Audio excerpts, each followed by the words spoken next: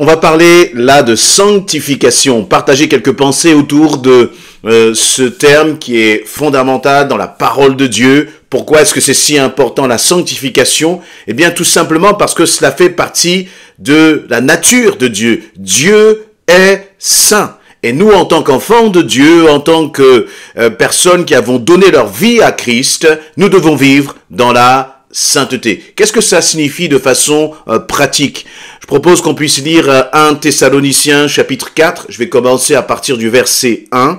1 Thessaloniciens chapitre 4 à partir du verset 1. Enfin, frères et sœurs, vous avez appris de nous comment vous devez vous conduire pour plaire à Dieu, et vous vous conduisez déjà ainsi. Mais nous vous le demandons, nous vous y invitons, à cause de notre union avec le Seigneur Jésus, faites toujours plus de progrès dans ce domaine. Car vous connaissez les instructions que nous vous avons données de la part du Seigneur Jésus. Ce que Dieu veut, c'est que vous meniez une vie sainte, que vous vous absteniez de toute immoralité, et que chacun de vous sache gagner une parfaite maîtrise de son corps pour vivre dans la sainteté et l'honneur, sans se laisser dominer par des passions déréglées, comme le font les païens qui ne connaissent pas Dieu. Verset 5. Je m'arrête donc à ce verset 5. Voyez, Paul écrit à l'église de Thessalonique et il va les inviter à vivre une vie de sainteté. Et tout d'abord, il va commencer en disant, mais vous voyez déjà comment nous vivons, que pour plaire à Dieu. Et nous vous demandons de vous conduire de la même façon. C'est déjà un premier point intéressant et c'est une parole là, peut-être une parenthèse qui s'adresse à nous qui sommes des pasteurs, nous qui sommes des conducteurs, mais à toi aussi peut-être dans la responsabilité que le Seigneur te donne dans l'église. Alors ça peut être responsable auprès d'un groupe d'enfants, responsable auprès de la jeunesse, responsable de l'équipe de ménage, de l'équipe de Sainte Seine, quelle que soit la responsabilité que tu as. Et je dirais même plus encore, c'est que de toute façon, tu es responsable aussi en tant que parent. En tant que parent, enfant qui a été touché par le Seigneur, tu dois vivre dans la sainteté. Parce que tu ne peux pas demander à tes enfants de vivre, selon les principes bibliques si toi-même tu ne vis pas cela. Tu ne peux pas demander à tes enfants de bien se comporter si toi-même, tu es quelqu'un qui mène une vie dans laquelle, tout n'est pas conforme au Seigneur. Tu ne peux pas demander à tes enfants d'aller à l'église si toi-même tu n'y vas pas. Tu ne peux pas demander à tes enfants de remercier le Seigneur pour les biens qu'il donne dans la famille si toi-même tu prends l'argent pour aller jouer au tiercé ou au jeu de hasard. Non. D'abord, la sanctification, elle ne s'impose pas aux autres, mais elle s'impose dans notre vie à chacun, dans notre façon de vivre, afin que, à travers notre façon de vivre, les autres soient touchés, les autres soient gagnés. Et vous voyez, là, Paul n'est pas en train d'enseigner quelque chose à l'église que lui-même ne vit pas. Et il commence donc par son propre exemple. Et ensuite, toujours dans ce verset 1, il va inviter les frères et sœurs à dire, nous vous invitons à cause de votre union avec le Seigneur Jésus, faites toujours plus de progrès dans ce domaine. Dans la sanctification, c'est un état que l'on reçoit parce que nous sommes enfants de Dieu. Et par Christ, nous sommes sanctifiés. Et en même temps que nous recevons cette sanctification, nous marchons aussi de sanctification en sanctification, de progrès en progrès. Tu n'es donc pas sanctifié uniquement par tes propres forces, mais tu es sanctifié par Jésus-Christ.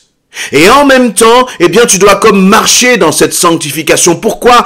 Parce que toi et moi, nous avons un corps de chair qui est là constamment tenté, nous avons des pensées qui sont constamment tentées. Et nous pouvons perdre finalement cette sanctification à cause de notre façon de penser, de notre attitude et de nos actes. Et donc Paul va dire, au contraire, en tant qu'enfants de Dieu, nous devons aller de progrès en progrès. S'il parle de progrès, c'est que donc nous ne sommes jamais dans une sanctification absolue, parfaite par nos propres forces, mais nous devons progresser dans cette sanctification. Imaginez quelqu'un qui dise finalement je n'ai pas à prendre soin de ma sanctification parce que le Seigneur me sanctifie. D'accord, mais cela veut dire que si tu ne prends pas soin de marcher dans la sanctification, c'est-à-dire de marcher selon la volonté de Dieu, à chaque fois tu vas aller de péché en péché. Et puis à chaque fois tu vas demander pardon. Et oui, tu vas être pardonné. Le gros problème, c'est que chacun des péchés que tu auras commis à cause de ce manque de sanctification va amener des conséquences désastreuses sur ta vie. Vous voyez, c'est comme si à chaque fois tu vas mettre ta main dans le feu et tu vas la retirer. Oui, mais tu auras quand même cette douleur. Ta peau sera quand même brûlée, même si tu auras retiré ta main du feu. Et le Seigneur veut que nous puissions marcher de sanctification en sanctification pour nous éviter des échecs, des blessures dans notre vie. Des situations qui parfois sont irréversibles, irréparables. Et le Seigneur ne veut pas cela parce que ce n'est pas cela qu'il nous a réservé. Mais c'est à nous justement de prendre position et de décider de marcher de progrès en progrès. Tu as donné ta vie à Christ. Peut-être que tu es déjà baptisé, passé par les eaux, par immersion. Mais aujourd'hui, où en es-tu? As-tu cette conviction dans ton cœur que dans le domaine de la sanctification, tu marches de progrès en progrès? Maintenant, voyons ce que cela signifie finalement la sanctification. Paul va dire, car vous connaissez les instructions que nous vous avons données de la part de Jésus-Christ. Donc il dit que la sanctification, elle commence par la connaissance. Il faut savoir déjà ce que Dieu veut. Comment est-ce que je peux savoir ce que Dieu veut? Eh bien, c'est en écoutant les enseignements. Paul va leur dire, vous connaissez les instructions que je vous ai données. Et les instructions que Paul a données, finalement, eh bien, c'est quoi? C'est la parole de Dieu, c'est la Bible. Si tu ne passes pas du temps dans la parole de Dieu, tu ne pourras pas savoir quelles sont les instructions que le Père Céleste te donne. Et ne sachant pas les instructions qu'il te donne, tu ne pourras pas les mettre en pratique pour marcher dans la sanctification. La sanctification ne consiste pas à marcher selon nos propres préceptes, mais la sanctification consiste à conformer ta vie, tes actions, ta façon de penser, tes sentiments, tes émotions, tes décisions selon la parole de Dieu. La sanctification consiste à dire non quand Dieu dit non et à dire oui si Dieu est d'accord. Et c'est pour cela que Paul va dire ensuite au verset 3 ce que Dieu veut, ce qu'il veut. Nous prions que ton règne vienne, que ta volonté soit faite. Mais je suis en train de t'annoncer ce que Dieu veut. Et parfois tu n'as pas à chercher très loin, tu n'as pas besoin d'attendre une prophétie. Ce que Dieu veut, c'est simple, c'est que tu marches dans la sanctification. C'est que tu mènes une vie qui est sainte. Et ensuite, concrètement, il va dire, c'est que vous vous absteniez de toute immoralité. Que chacun de vous sache gagner une parfaite maîtrise de son corps pour vivre dans la sainteté et l'honneur. Là, il nous parle de l'immoralité. Il nous parle de la sainteté. Il nous parle d'une parfaite maîtrise de son corps. Qu'y a-t-il concrètement derrière cette question de la maîtrise de son corps? Eh bien, il y a bien sûr dans le domaine de la sexualité. C'est-à-dire, est-ce que tu peux maîtriser ton corps? Si Paul dit cela, c'est qu'il sait que tu es capable. Nous sommes capables. Tu es capable de maîtriser ton corps. Tu es capable de tenir ton corps en bride. Tu n'es pas l'esclave de ta chair. Non, parce que l'Esprit de Dieu vit en toi. Tu as autorité. Le fruit de l'Esprit, dans le fruit de l'Esprit, il y a d'ailleurs la maîtrise de soi. Pour que tu puisses marcher dans la sainteté. Mais pour marcher dans la sainteté, pour tenir ton corps en bride, eh bien, il va falloir faire attention à ce que tu regardes, à ce que tu écoutes, à finalement ce que tu cultives dans ton quotidien. Et cela, c'est aussi vrai pour des célibataires que pour des couples mariés. Toi qui es un époux, respecte ton épouse, respecte son corps. Et je vais être très concret, respecte finalement ses désirs et ses envies, parce que ce n'est pas simplement une sorte de, de machine qui est là pour assouvir tes besoins. Non, même un homme marié doit savoir maîtriser son corps. Et c'est la même chose pour une épouse. Et à travers cela, eh bien, tu vis aussi la sanctification. Si tu fais de ton épouse un objet, tu ne vis pas dans la sanctification parce que tu n'es pas dans la maîtrise de ton corps. Voilà ce que nous dit le Seigneur. Et je crois que même dans ce domaine-là, il n'y a pas d'excuse. On ne peut pas dire parce que, eh bien, mon épouse ne m'a pas satisfaite, j'ai été voir ailleurs. Non, ça ne tient pas devant le Seigneur. Ta sanctification, elle dépend de toi. Tu en es le seul responsable en tant qu'enfant de Dieu. Et là, continue, il nous parle donc d'immoralité, il nous parle de la maîtrise de son corps. La maîtrise de son corps, c'est bien sûr aussi tout ce qui nous anime à l'intérieur. On t'a dit quelque chose qui ne te plaît pas, une parole blessante, une attitude que tu n'acceptes pas. Est-ce une raison pour te laisser aller à la colère? Est-ce une raison pour te laisser aller à des paroles mauvaises?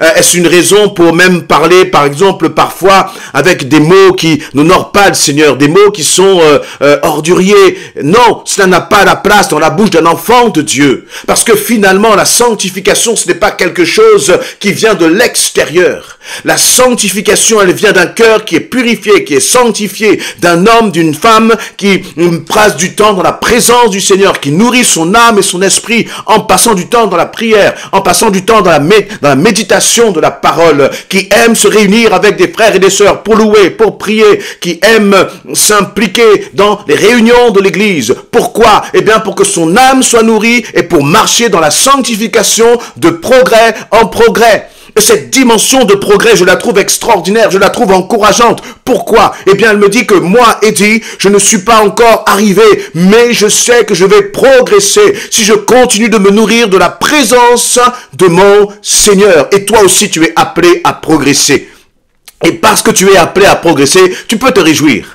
Parce que tous les péchés peut-être là, dans lesquels qui t'écrasent encore, le Seigneur va te faire avancer si tu t'appuies sur lui, si tu comptes sur lui. Parce qu'il ne t'a pas prévu pour toi une vie d'échec dans le péché. Il n'a pas prévu pour toi une vie où tu te roules dans la boue, mais il a prévu pour toi une vie de sainteté, mon ami, mon frère, ma sœur. Alors réjouis-toi. Mais il dit que chacun de vous sache gagner une parfaite maîtrise. C'est-à-dire, le Seigneur dit, moi j'ai tout accompli, mais que toi, il faut que tu saches gagner une parfaite maîtrise. Alors dès aujourd'hui, dès maintenant, dès le moment où tu entends ce message, ressaisis-toi et commence à te placer vraiment sur le chemin de la sainteté, sur le chemin de la pureté, sur le chemin où il n'y a pas de compromis. Ça ne sert à rien de venir à l'église et de parader et puis avoir une sorte de vie parallèle dans laquelle finalement tu fais les choses qui ne glorifient pas Dieu et tu le sais. Et tu es là et tu vis comme un esclave parce que tu n'as pas la maîtrise de soi. Ce n'est pas à cela que le Seigneur t'appelle. Il dit dans le verset 7... Dieu ne nous a pas appelés à nous adonner à des pratiques dégradantes, mais à vivre d'une manière saine. Il parle là de vivre d'une manière saine. La sainteté, ce n'est pas quelque chose qui est réservé le dimanche à l'église ou qui est réservé à un temps de prière. Non, pas du tout. La sainteté, c'est une manière de vivre. C'est une façon de vivre. Et d'ailleurs, c'est la seule façon de vivre pour le chrétien. Alors commence à cultiver la présence du Seigneur. Commence à cultiver ce qui est d'en haut dans ta vie, afin que tu puisses vivre cette vie de sainteté ici-bas, maintenant, lorsque tu es dans ta maison, lorsque tu es au travail, lorsque tu es avec ta famille. Tu es saint si tu vis une vie de sainteté. Amen.